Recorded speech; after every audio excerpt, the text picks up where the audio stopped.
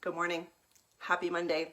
I hope you are keeping yourself warm and safe. I also hope that you're not beating yourself up today. Now, the reason I say that is that I spent this weekend doing research for my column for the paper. And I wanted to know what if there was a day where people started to lack the motivation and started to wane or waver on what their goals were for the new year.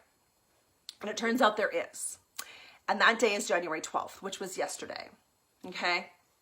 So research shows that January 12th is the date that most people start to waver in the steps or the plans or whatever that they've had, that they've set out for themselves for the goals that they have for the new year. And I found some research done by Strava, which is a social network for athletes. And they found that people started to post online, on their workouts less starting January 12th, as well as they had feedback from resolutioners that said January was the 12th was the day that they started to feel like not as motivated.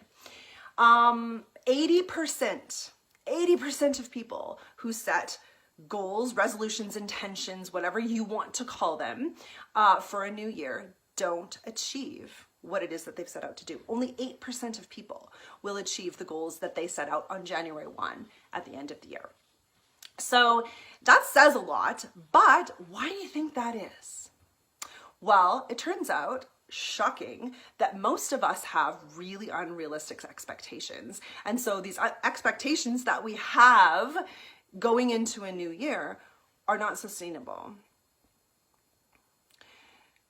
It's very important to realize to not beat yourself up over this, because society in general and the culture that we live in tells us, first of all, that we have to set goals, that you have to be something bigger, better than you are on December 31st the next year. So there's that to think about. But aside from that, it's really hard to go from 0 to 100. You know, we have this go big, go home, all or nothing sort of idea, and it isn't sustainable for us, obviously, because the research and the numbers are showing us that. So I propose that you understand, first of all, that January 1 is just a date in the calendar. It is not the day that everything needs to change. It's just a date.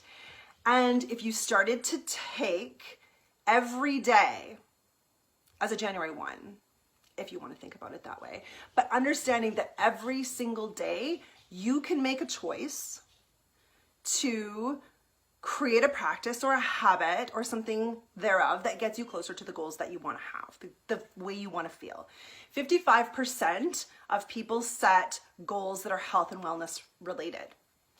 And I mean, I did, right? I've set goals for 2020 that are definitely health and wellness related for me.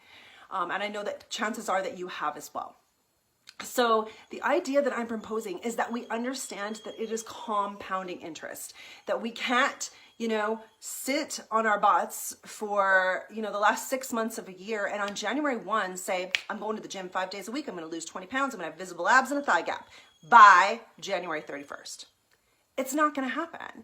Or I have no idea what healthy eating looks like, but I'm going to eat a salad every single day for the whole month of January, and I'm going to lose that 10 pounds, and I'm going to get the thigh gap, and I'm going to have the visible abs by January 31st. It doesn't work like that. It doesn't work like that, and all it does is put crazy amounts of pressure on you for not being able to accomplish what is not even possible, okay? So here's my offering. For the next 8 weeks, Monday motivation, because Monday's the day we start everything, right? So Monday motivation is going to look like this. Every Monday, I'm going to give you a practice that you can start to layer on to create a foundation and a base for health and wellness for yourself. I think that it's so important that that we do take care of our physical bodies, right? I mean, we all want to feel healthy and well. So today's practice, this week's practice, is about hydration. So hydration is so important. In the wintertime, we don't even really think about drinking that much, right? We're not hot, we're not that thirsty, but, oh, can you see my cat in the back there? He's gonna be digging in the plant in a second and I might have to throw something. Anyway, hydration is so important, okay? So we wanna make sure that, that you're hydrated. So what does that do? It affects your mood, it affects brain fog, it affects your sleep, it affects all kinds of body systems.